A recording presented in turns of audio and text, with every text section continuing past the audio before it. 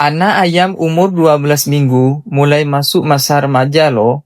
Di umur 12 minggu, anak ayam petelur sudah bukan bayi lagi.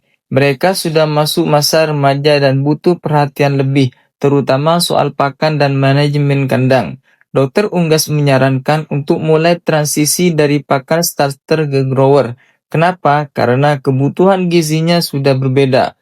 Pakan grower punya kandungan protein dan energi yang disesuaikan agar pertumbuhan tetap optimal tanpa membuat ayam terlalu gemuk.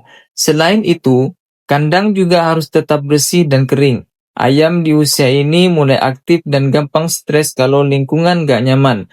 Jadi, jaga sirkulasi udara, bersihkan kotoran, dan pastikan tempat pakan serta air selalu tersedia. Ingat, masa remaja ini penting untuk pembentukan tubuh dan organ reproduksi. Kalau kita rawat dengan benar, mereka siap jadi petelur unggul saat dewasa nanti.